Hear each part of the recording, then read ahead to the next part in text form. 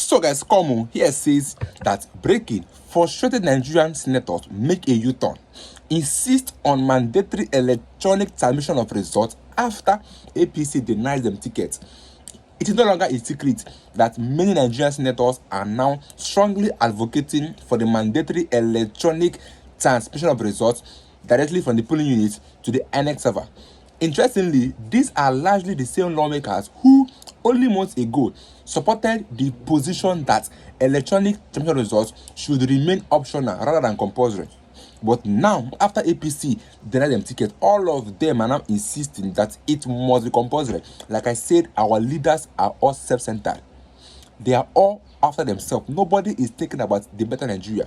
Nobody is thinking about the next election. All of them are thinking about how they will remain in power.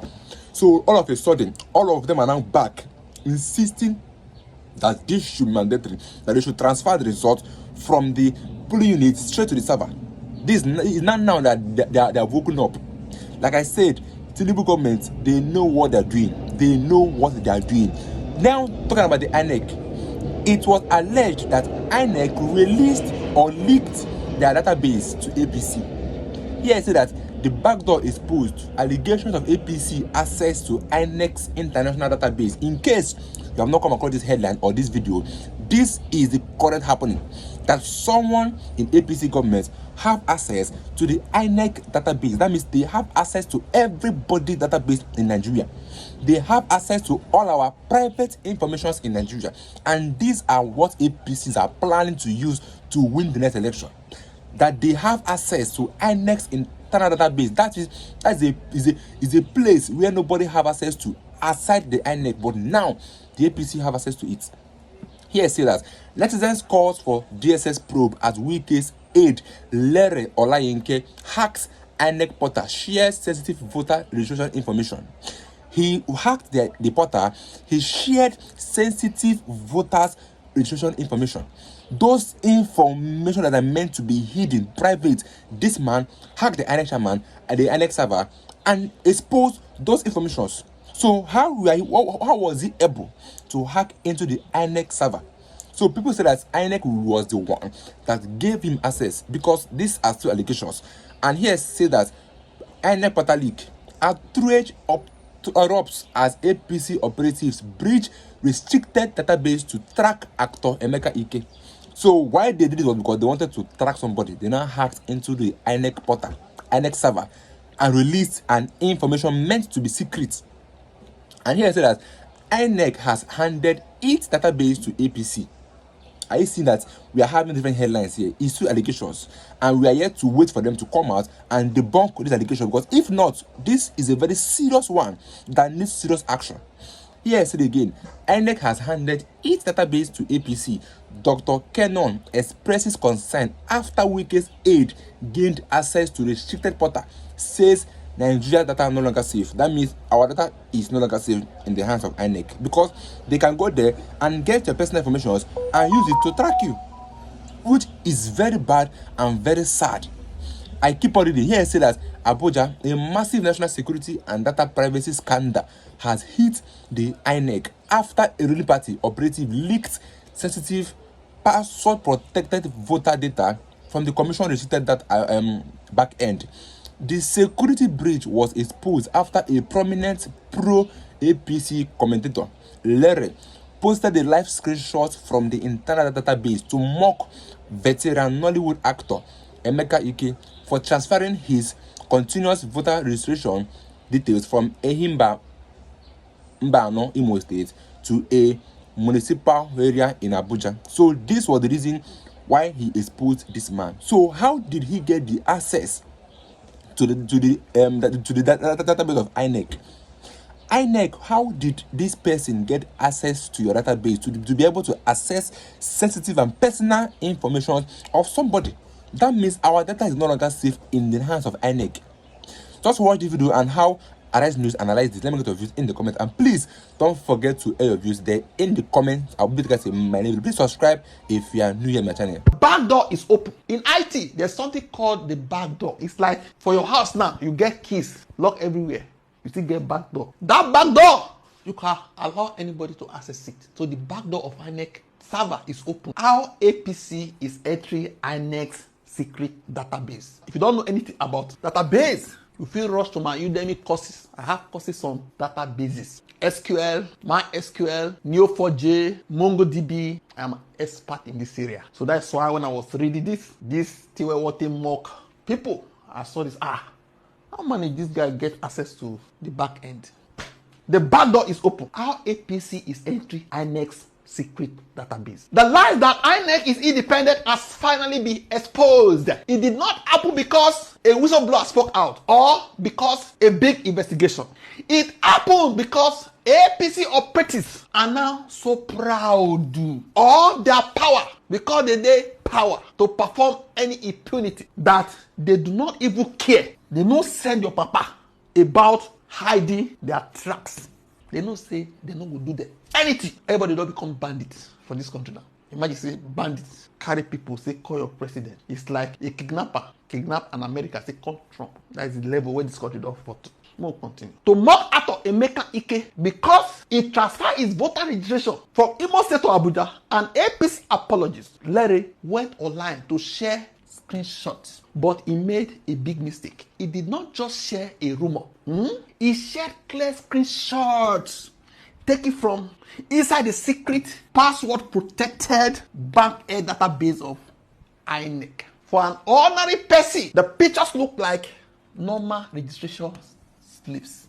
But if you look closely at the top of the browser tab, where I'll show you now, the web address shows this. Okay. Let's this sink in very well, my people. This CV admin is not a public website.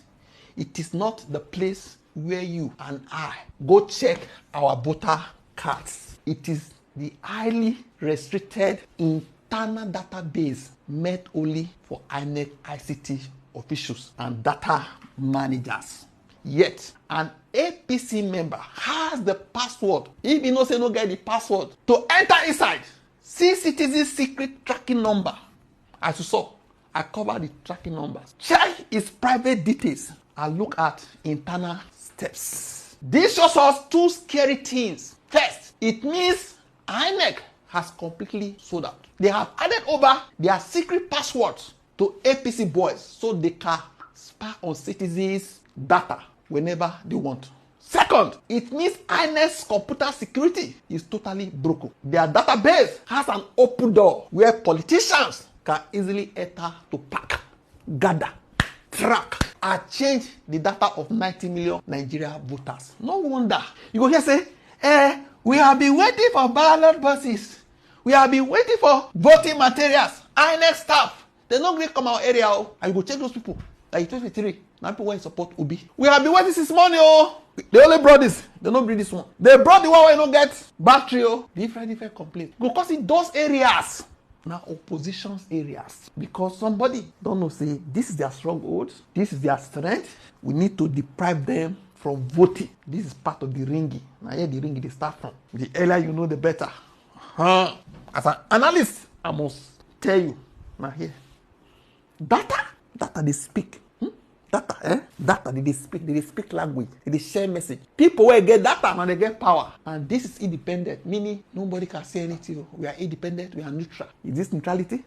Continue. If you think this is just a fight between big politicians, you are wrong. If the ruling party can sit in their house, log into INEC's back end, and track who is transferring their PVC exactly when they applied and where they are moving to, then no opposition strategy is safe. Your privacy as a citizen does not exist. And no say what they will do now, they will close their mouth. It's yesterday, everywhere silent.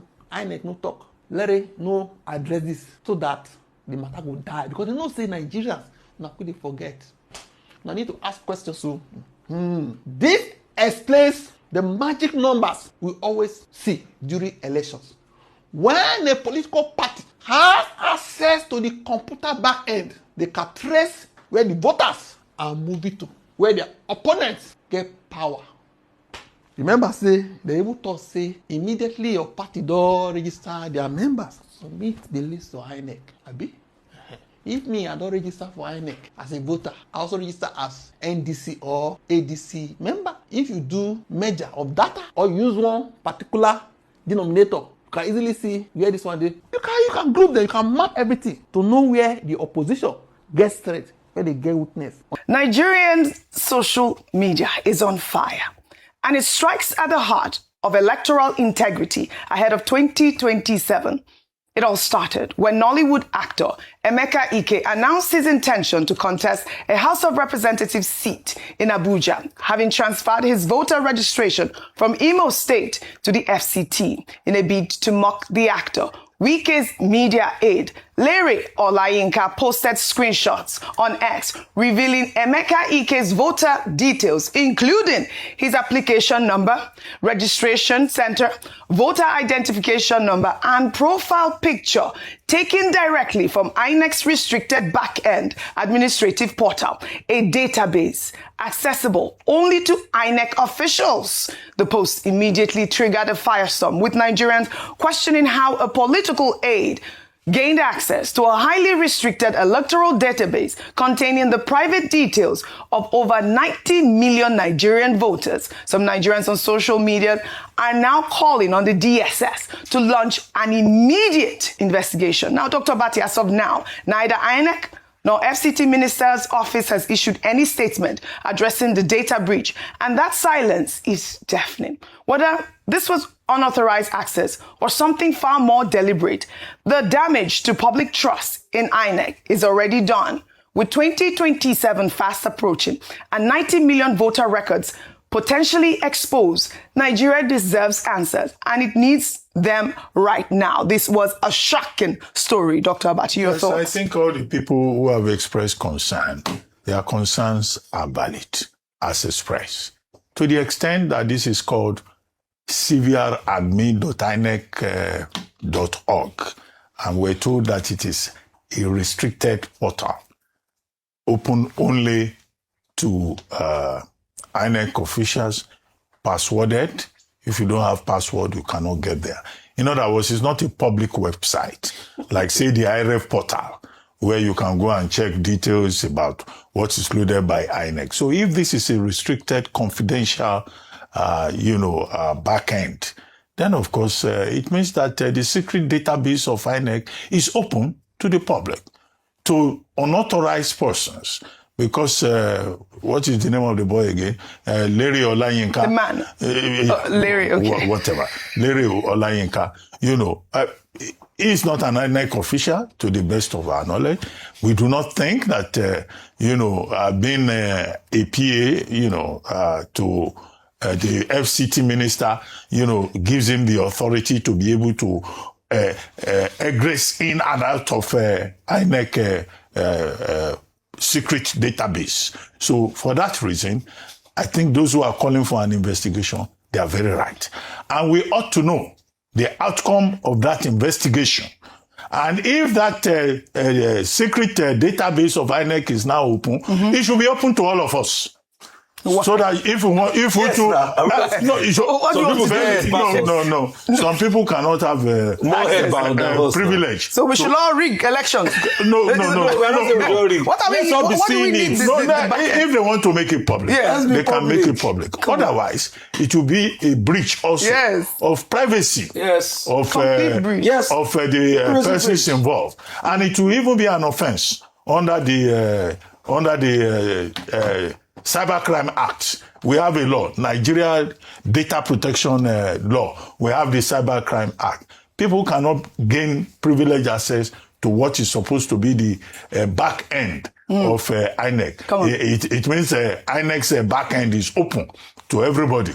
So we call for the investigation. We call for clarification. Larry Olayinka himself should explain how he came about this. And, the earlier the better, so that, the public doesn't run away with a narrative that they can easily correct.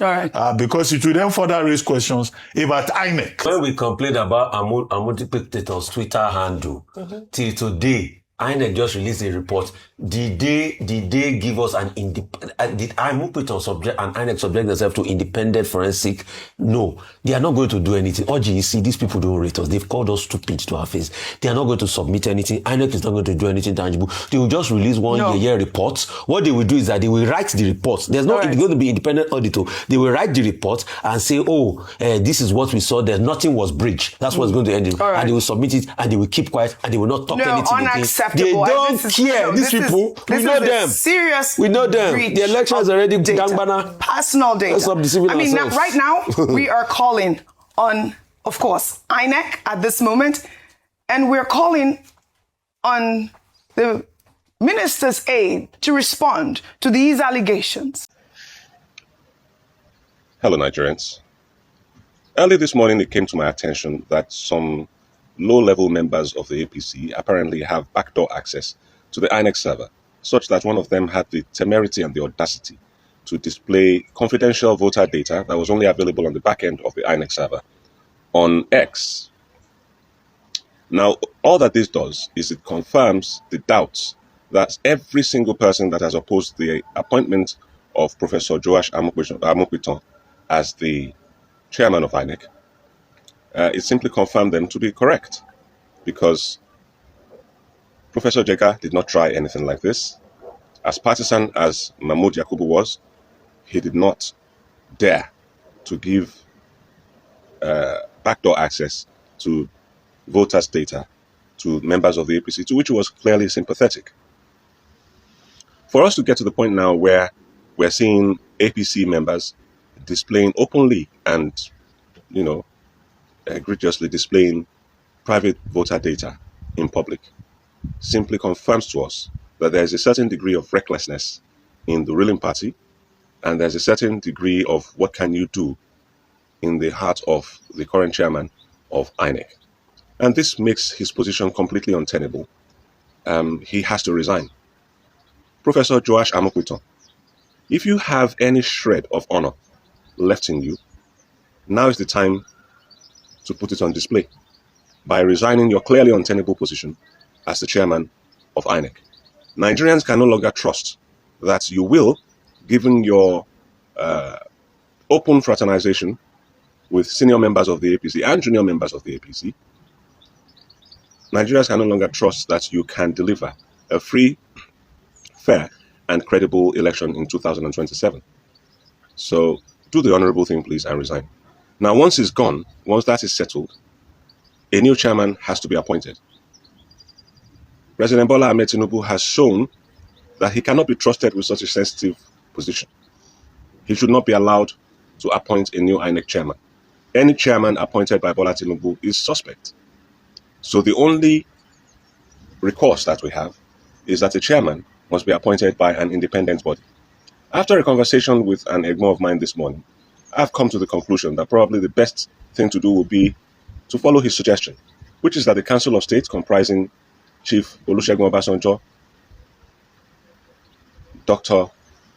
Goodluck Jonathan, General Ibrahim Badamasi Babangida, General Yakubu Gowon, and General Abdul Salami Abubakar, all five of them must come together and choose a new INEC chairman, choose new INEC federal commissioners, and also choose new INEC resident state electoral commissioners, as well as state coalition officers. It is really important if indeed the heroes past, the founders, and the heroes of this country really believe that they have a duty to leave a legacy. The only legacy they can leave at this point is to deliver to us a free and fair election, a free, fair, and credible election that will usher in a new Nigeria. A new Nigeria has to be born out of the chaos that the current administration clearly fosters, promotes, and enjoys. Because if they didn't enjoy it, the Fulani Muslim jihadist terrorist onslaught would have stopped by now. Instead, what we are seeing is every day a new set of killings, not one or two killings, killings of multiples of people, 50 people, 100 people, abductions of school children as young as 2 years old, beheadings of innocent school teachers, All of this is going on under the most incompetent watch of Bola Ahmed Tinubu. No military head of state, despite their so-called lack of democracy, allowed this. President Obasanjo did not allow this. When they started out under President Goodluck Jonathan and our international partners conspired against us while he was in office in order to let the APC in, he eventually got a handle on things and began to get rid of these people until the APC got back in and unchained the terrorists that had already been tamed under Goodluck Jonathan.